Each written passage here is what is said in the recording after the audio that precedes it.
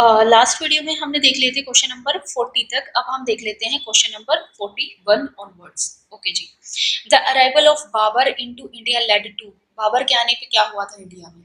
तो पहले देखो क्या कह रहा है, introduction of gun powder in the sub continent, introduction of arc and domes in the region's architecture, establishment of Taimur dynasty in this region। तो देखो अगर सबको पता है बाबर जो थे वो तैमूर जिसको हम कहें या तिमरुद जो लिखा हुआ है इस डायनेस्टी से बिलोंग करते थे। तो थर्ड ऑप्शन तो करेक्ट है हमारा, थर्ड के बारे में तो हमें पता है, यानी 1 और 2 ये गलत है। इसका मतलब क्या है, 1 और 2 अगर गलत है, all of the above possibility नहीं होती इन क्वेश्चंस के होने की। तो अब देख लेते हैं स्टेटमेंट नंबर 1 के बारे में, ठीक है।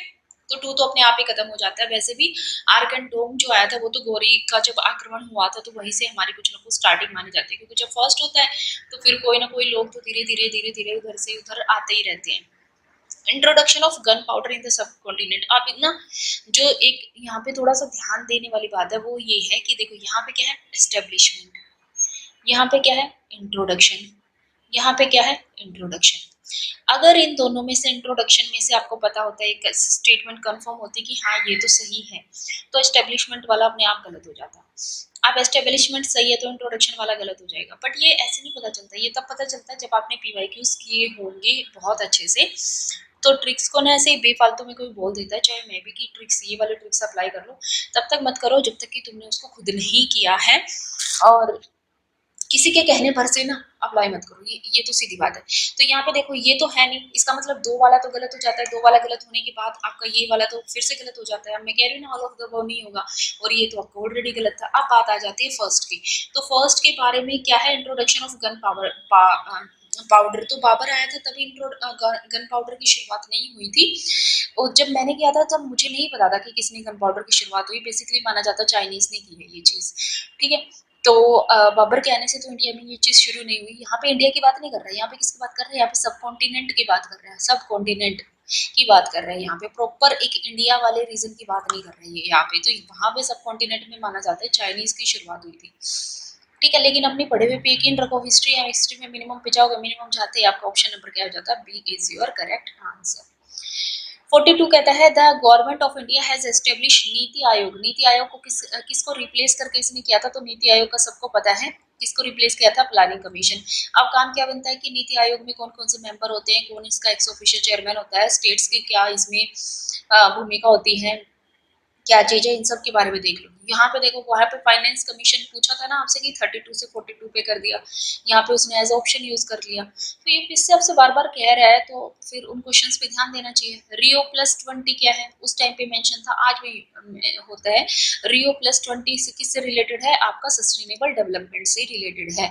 अब देखो इसमें अगर मान लो फिर भी नहीं पता होता तो कैसे ऑप्शंस को चूज किया जाता है। ये कह रहा है ये मिनिस्ट्रियल मीटिंग है वर्ल्ड ट्रेड ऑर्गेनाइजेशन की, गलत है। रियो समिट से हम सबसे ज्यादा जो एनवायरनमेंट से रिलेट करके चलते हैं इन चीजों को। ये हमारा इंटर गवर्नमेंट पैनल यानी आईपीसीसी के बारे में है, ठीक है जी। ये है आपकी बायोडायवर्सिटी, तो बायोडायवर्सिटी वाला भी नहीं आता। इन तीनों में सबसे ज्यादा जो चीज आती है वो आती है यूनाइटेड नेशन, इंपॉर्टेंट हो जाती है, और दूसरा सस्टेनेबल डेवलपमेंट। तो यहाँ से ऑप्शन चूज हो जाते हैं आपके। क्वेश्चन नंबर आता है आपका 44। क्वेश्चन नंबर 44 कहता है consider the following statement, executive power. अब ये ना रिपीट है, ये पहले भी पूछा गया है, ये same point the executive power of the union of India is vested in the prime minister. Prime minister के नाम से सारे काम किए हुए नहीं माने जाते। कहाँ माने जाते हैं, हमारे यहाँ प्रेसिडेंट के नाम से किए हुए काम माने जाते हैं। कि जो भी बिजनेस होगा, जो भी एग्जीक्यूटिव पावर होगी वो आपकी किस में वेस्टेड होगी, आपके प्रेसिडेंट में वेस्टेड होगी। और इसमें आपको अगर आर्टिकल नंबर देखने जाए तो एग्जीक्यूटिव पावर से रिलेटेड आपका आर्टिकल नंबर है,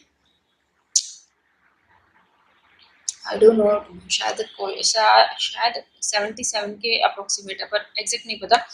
पर देख लो कहाँ पे दिया हुआ है। The prime minister is the ex officio chairman of the civil services board. Civil services board के प्राइम मिनिस्टर तो नहीं होते, सब सिविल सर्विसेज की तैयारी कर रहे हैं तो पता होना चाहिए, कैबिनेट सेक्रेटरी होते हैं, ठीक है। लेकिन फिर भी नहीं पता तो भाई ये भी क्या है, एक फैक्चुअल स्टेटमेंट है, तो इसको आप कर दो, खत्म कर दो। तो आपका आंसर क्या हो गया हमारा, नन ऑफ द अबव, यानी कि नीदर वन नीदर टू। और पॉलिटी में नीदर वन नीदर टू और बोथ ऑफ द ऑप्शंस होने की पॉसिबिलिटी ना ज्यादा होती है, जब खासकर तब जब 2 ऑप्शंस दिए होते हैं। ऐसा नहीं मल्टीपल ऑप्शंस में ये चीज नहीं चलती, लेकिन जब स्टेटमेंट नंबर 1 एंड 2 दिए हुए हैं तब ये चीज हमारी क्या है, काम करती है। क्वेश्चन नंबर है 45, गोल्डी लॉक जोन के बारे में पूछा हुआ न्यूज में आता है, तो सबको पता है गोल्डी लॉक जोन में क्या होता है। अब देखो यहाँ पे क्या है, यहाँ पे है limit of habitat zone above the surface of earth, ये भी Goldilocks zone. Region inside the earth where shale gas is available, ये भी नहीं है। Search for earth like planet, obvious बात है। सर्च फॉर मीटरॉइड, इसका मतलब क्या है, दोनों ऑप्शन सेम ऑप्शंस हैं, दोनों में से एक होगा। और हमें पता है यहाँ पे मीटरॉइड की सर्च क्यों करेंगे, हम अपने अर्थ के जैसे प्लेनेट की सर्च करना चाहेंगे। क्यों? क्योंकि हमने अपने अर्थ को इतना गंदा कर दिया है, कहीं तो जाएंगे आप दूसरे को गंदा करने के लिए। क्वेश्चन नंबर है 46। 46 कहता है which of who of the following organise a march of the Tanjore coast to break the salt law in 1930। कौन है इसका आंसर? सबको पता है, सी राजगोपालाचार्य जी। अब ये कहाँ कहाँ पे, तो ये इनसे रिलेटेड देख लो कि इन्होंने कहाँ पे किया था, इन्होंने कहाँ पे किया था, इन्होंने कहाँ पे किया था, और इसकी इफेक्ट याद रखो कि सी राजगोपालाचार्य जी ने सॉल्ट को ब्रेक किया था तंजौर कोस्ट से। ठीक है, जब हम एनालिसिस पार्ट की बात करते हैं तब। देखो कुछ टॉपिक्स में ना एनालिसिस होता नहीं, उसमें क्या करोगे आप, पर कुछ में होता है। Who of the following founded a new city of south bank of tributary of river Krishna के साउथ पे।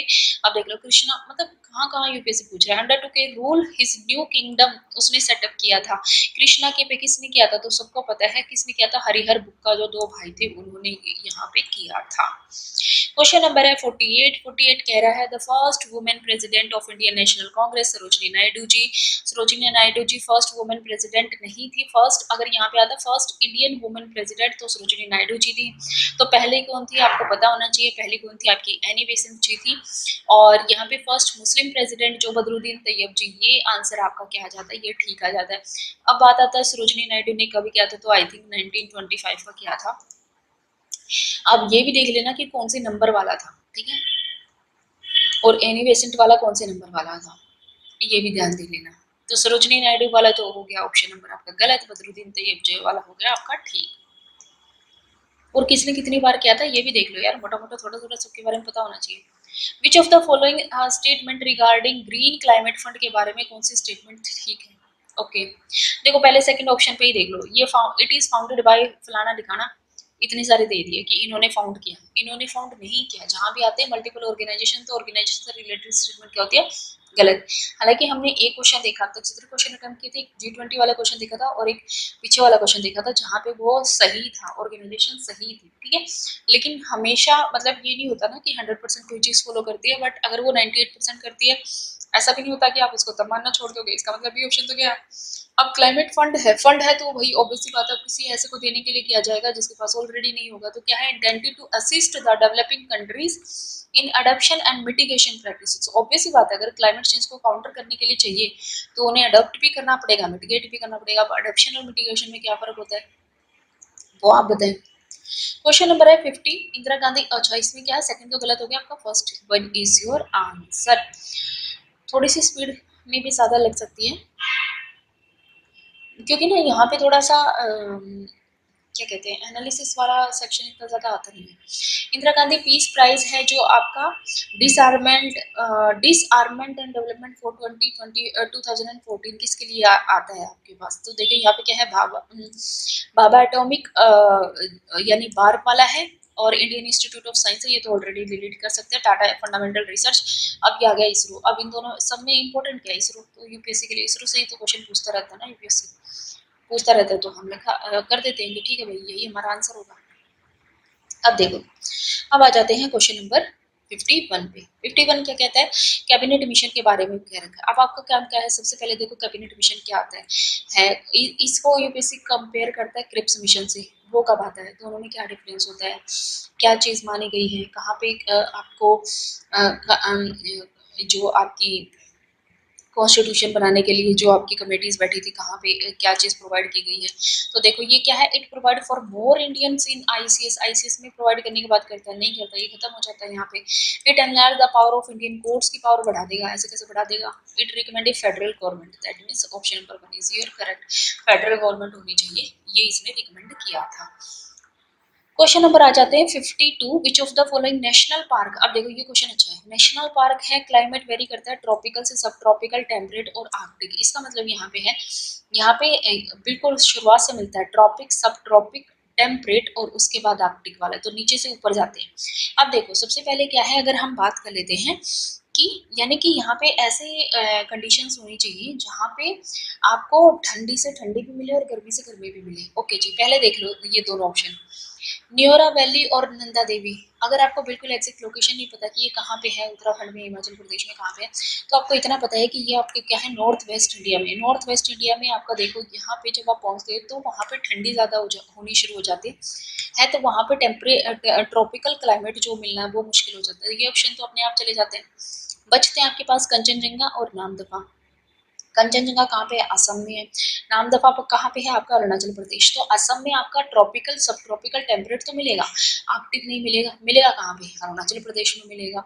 तो यहाँ पे आपका मिलता है ट्रॉपिकल सब ट्रॉपिकल टेम्परेट और आर्कटिक। अब ना एक टॉपिक तो रिलेटेड ये आ जाता है कि आपको इन चारों के बारे में पता होना चाहिए, क्योंकि नामदफा वाला हमने पहले भी ऑप्शन में देखा है। दूसरा आपका जो आता है वो ये आता है कि आपको अब यहाँ से ये चीज़ पता होनी चाहिए, जैसे मैंने बोला, तो जब हम इंडिया को डिवाइड करने की जब हम बात कर लेते हैं अगर, तो आपका जो ईस्टर्न सेक्शन है वहाँ पे ज़्यादा बारिश भी होती है और यहाँ का टेम्परेचर आपके वेस्टर्न सेक्शन से ज़्यादा होता है। ऐसा क्यों होता है, बिकॉज ये जो होता है ना आपका इक्वेटर के नज़दीक होता है ये वाला जो पोर्शन होता है, तो इसलिए यहाँ पे टेम्परेचर हर तरीके का मिल जाता है और ऊपर बर्फ से ढका पोर्शन भी है, इसलिए आपको यहाँ पे ट्रॉपिकल से लेकर आपके आर्कटिक तक की टुंड्रा, आर्टिक, ये सारे सब कुछ मिल जाते हैं। और जो वेजिटेशन नॉर्थ वेस्ट में आपको हाई ज़्यादा हाइट पे मिलनी शुरू होती है, वहीं आपकी ईस्ट इंडिया की तरफ देखे जाए तो वही वेजिटेशन हमें लोअर लेवल से मिलनी ही शुरू हो जाती है। ठीक है, ये चीज़ ध्यान देनी है आपको। उसके बाद क्या है, दोनों में डिफरेंस होना चाहिए। ओके जी, 53 कहता है एमनेस्टी इंटरनेशनल क्या है। एमनेस्टी इंटरनेशनल क्या है, agency of United Nation to help refugee of Civil War, a global human rights movement, a non-government voluntary organization to help poor people, an intergovernmental agency to catch the medical emergency in the war ravaged region। अब आप बताएं कि इसका क्या होगा, कैसे इसको find out करेंगे, इसका आंसर देना है आपको। ठीक है, कि अगर एक आंसर है तो दूसरा आंसर क्यों नहीं है, इसका क्वेश्चन का जवाब आप देंगे, कल मैं बता दूंगी इसका आंसर क्या होगा, क्योंकि हमें सिर्फ क्या करना है, ट्राई करते रहना है क्वेश्चंस को। एक बार गलत होंगे, दो बार गलत होंगे, तीसरी बार तो क्वेश्चन ठीक हो ही जाएंगे। तो अगर आपको ये वीडियो पसंद आई तो हमारे चैनल को लाइक शेयर सब्सक्राइब करें। मिलते हैं नेक्स्ट वीडियो में, till then thank you, bye bye.